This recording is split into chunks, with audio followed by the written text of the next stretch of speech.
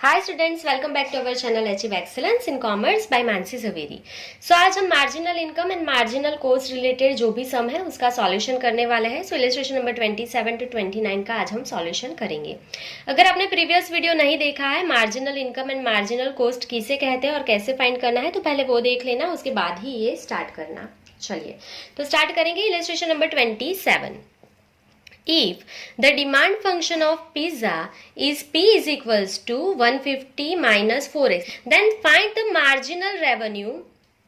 Marginal revenue find करना है। Demand जब 3 हो तब, तो वो बाद में देखेंगे डिमांड कितनी है। पहले ये समझो मार्जिनल रेवेन्यू फाइंड करना है, मतलब आपको यहाँ पे लिख देना है dr अपॉन dx फाइंड करना है मार्जिनल रेवेन्यू, मतलब सबसे पहले। ठीक है, तो dr अपॉन dx मतलब r का डेरिवेशन करना है। उसके लिए आपको r तो चाहिए, तो पूरे सम में r तो दिया ही नहीं पर आपको p दिया है, तो r का फॉर्मूला आपको पता है, r is equals to x into p.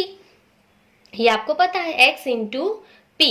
तो सिंपली आपको क्या करना है, p आपके पास अवेलेबल है 150 माइनस 4x। ठीक है, तो सिर्फ यहाँ पे उसको x के साथ मल्टीप्लाई कर दो, तो x इंटू 150 माइनस 4x आपको यहाँ पे p दे दिया है। ठीक है, तो अभी x को दोनों के साथ मल्टीप्लाई करेंगे, x into 150 answer is 150x minus 4x into x answer is 4x square. तो आपको ये r की वैल्यू यहाँ पे मिल गई है। r मिल गया तो अभी उसका डेरिवेशन कर सकते हो। r मिल गया, बहुत ही सिंपल था, x इंटू पी ही करना था। r मिल गया तो फर्स्ट डेरिवेशन मिल जाएगा dr अपॉन dx, तो डायरेक्टली इसका डेरिवेशन करना है अभी आपको। ठीक है, इसका डेरिवेशन करना है। अगर आपको लिखना है तो लिख देना d upon d x of, किसका डेरिवेशन करोगे, 150x माइनस 4x स्क्वायर का डेरिवेशन करना है। तो डेरिवेशन करेंगे 150x का आंसर क्या होगा 150 माइनस 4x स्क्वायर का क्या होगा 4 2 जा 8x 2 माइनस 1 मतलब 1, तो 150 माइनस 8x ये आपको मिल गया dr अपॉन dx। समझ में आ गया, बहुत ही सिंपल था यहाँ तक। अभी आगे क्या करना है, अभी आपको क्या बोला है कि डिमांड अगर 3 है पिज्जा की तब आपको मार्जिनल रेवेन्यू फाइंड करना है। तो आप क्या लिखोगे, simply putting x is equals to 3। Demand 3 है मतलब x 3 है, तो यहाँ पे x के प्लेस पे 3 अप्लाई कर दो। So is equals to 150 minus 8 into 3। So answer is 150 minus 24 answer is 126। समझ में आया। तो आपको यहाँ पे क्या मिल गया, पिज्जा की डिमांड 3 होगी तो आपका मार्जिनल रेवेन्यू जो है वो कितना हो जाएगा 126। इसका इंटरप्रिटेशन करना है, ये सब में लिखना, फाइनल आंसर कंपलसरी होता है। इसको यहाँ पे भूल मत जाना फाइनल आंसर लिखना, अदरवाइज आपके मार्क्स कट हो जाएंगे, क्योंकि ये वाले सब में इंटरप्रिटेशन जो है वो बहुत ही इंपॉर्टेंट होता है। तो यहाँ पे हम इसका लिख लेंगे फाइनल आंसर मतलब इंटरप्रिटेशन।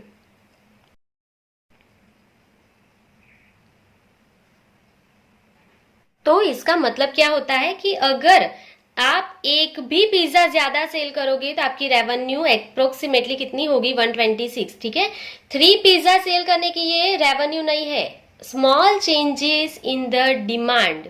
ठीक है, डिमांड में थोड़ा सा भी चेंज होगा, मतलब 3 में एक ऐड कर दो, सिर्फ सिंपली 3 के प्लेस पे एक और ऐड कर दो, मतलब अगर आप 4th पिज्जा सेल करोगे तो इनकम कितनी होगी अप्रोक्सीमेटली 126। ये आपका आंसर है।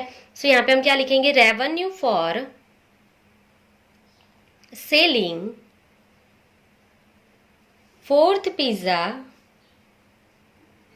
इज अप्रोक्सीमेटली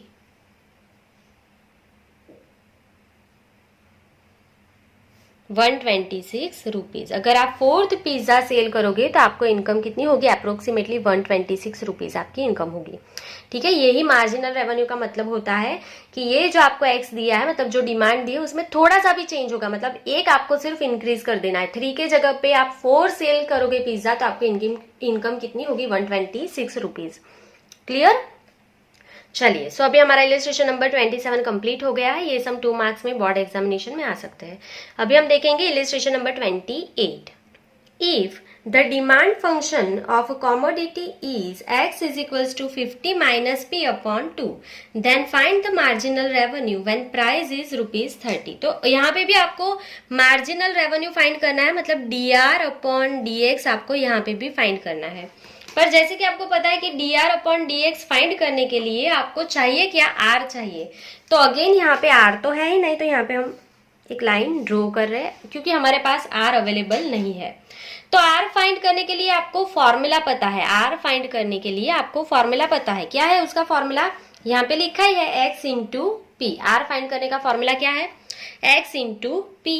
पर यहाँ पे देखो आपके पास यहाँ पे p तो अवेलेबल है ही नहीं, आपके पास x है। तो जो दिया है वो पहले लिखते हैं, x is equal to 50 minus p upon 2। ये आपको x दिया है, ठीक है। आपको p पहले फाइंड करना पड़ेगा, तो आप यहाँ पे क्या करोगे, 2 को मल्टीप्लाई कर दो। So 2 into x is 2x is equal to 50 minus p, ये हो सकता है, ठीक है। अभी सिंपली आप क्या करोगे, तो p ऑपोजिट साइड आएगा तो प्लस हो जाएगा, p is equal to 50 minus 2x। तो देखो आपको p मिल गया, आपको सम में p नहीं दिया था तो आपने p खुद से फाइंड कर लिया। अभी आपके पास p है तो आप r फाइंड कर सकते हो, r is equal to x into simply p, ठीक है। x के साथ p को मल्टीप्लाई कर दो, तो आपका x इंटू p क्या है, 50 माइनस 2x। तो मल्टीप्लाई कर देंगे, x into 50, answer is 50x minus 2x into x is 2x square. तो ये आपको r मिल गया, बहुत ही सिंपल था। आपको x दिया था, p नहीं दिया था, तो आपने p फाइंड किया, देन r का फॉर्मूला अप्लाई कर दिया, x इंटू पी। तो x के साथ p जो मिला है उसको मल्टीप्लाई कर दिया, तो मिल गया ना आपको r मिल गया। तो अभी आप इसका डेरिवेशन कर लो, तो dr upon dx is equal to d upon dx of, किसका डेरिवेशन कर लोगे, r का, मतलब 50x माइनस 2x स्क्वायर। तो इसका डेरिवेशन कर लो, 50x का आंसर क्या होगा 50 माइनस 2x स्क्वायर का क्या होगा 2 2 जा 4x, दैट्स इट। तो आपको dr अपॉन dx मिल गया है।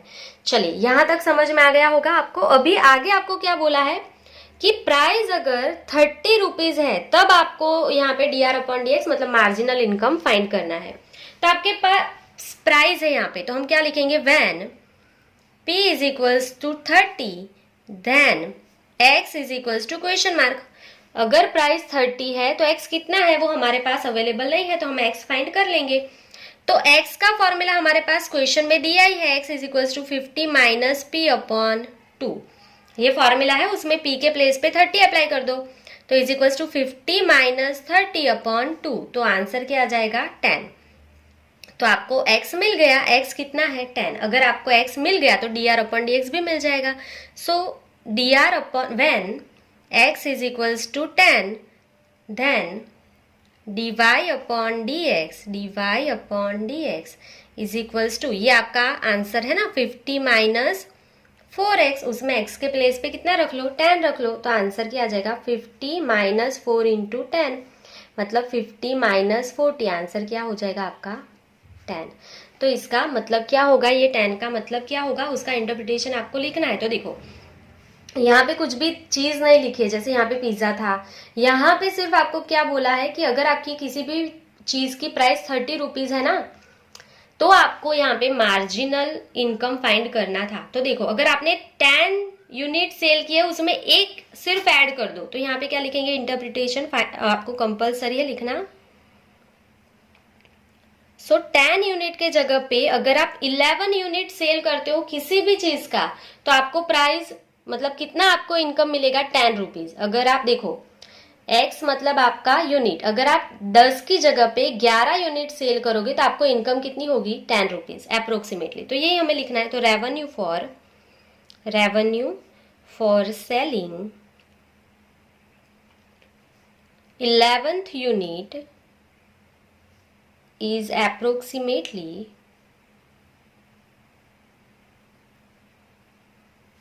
10 rupees.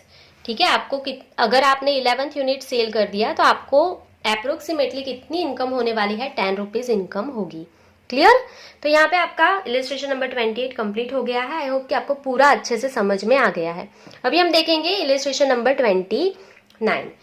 The cost function of a commodity is c is equals to, देखो कोस्ट फंक्शन दे दिया है आपको 5x² + 6x + 2000 where x is the number of unit produced, find the marginal cost when production is 50 unit. तो आपको marginal coast find करना है तो उसके लिए सी चाहिए, तो सी तो दे ही दिया है आपको।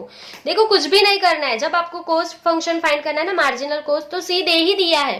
तो कुछ नहीं करो, d c upon d x is equals to d upon d x of, किसका डेरिवेशन करना है, सी का, सी दे ही दिया है, 5x² प्लस 6x प्लस 2000, ये आपको दे दिया है, सिंपली इसका सिर्फ डेरिवेशन कर लो।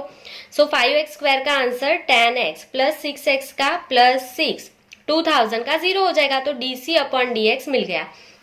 अभी आपको क्या बोला है, प्रोडक्शन 50 यूनिट है तब फाइंड करो, तो putting x is equals to 50, putting x is equals to 50, so answer क्या आ जाएगा 10 इंटू 50 प्लस 6, तो 50 मतलब 500 प्लस 6, सो आंसर इज 506। तो इसका मतलब क्या होता है, तो कॉस्ट फंक्शन में प्रोडक्शन में इंक्रीज होगा ना, तो कॉस्ट कितना आएगा 506। तो देखो 50 में एक इंक्रीज कर दो तो 51 यूनिट का प्रोडक्शन करोगे तो आपका कॉस्ट कितना आएगा 506 रुपीज आपकी कॉस्ट होगी। तो यहाँ पे इंटरप्रिटेशन लिखना कंपलसरी है, हर बार बोलती हूँ मैं, अदरवाइज मार्क्स कट हो जाएंगे। बहुत ही सिंपल है, इंटरप्रिटेशन में कुछ भी प्रॉब्लम नहीं होगी आपको। तो इसका मतलब क्या होगा, तो अगर आपने 50 में एक यूनिट ऐड कर दो, अगर 51 यूनिट का प्रोडक्शन किया तो आपको कॉस्ट कितनी आएगी प्रोडक्शन की 506 रुपीज। सो लिख लेंगे the cost of producing 51th unit is approximately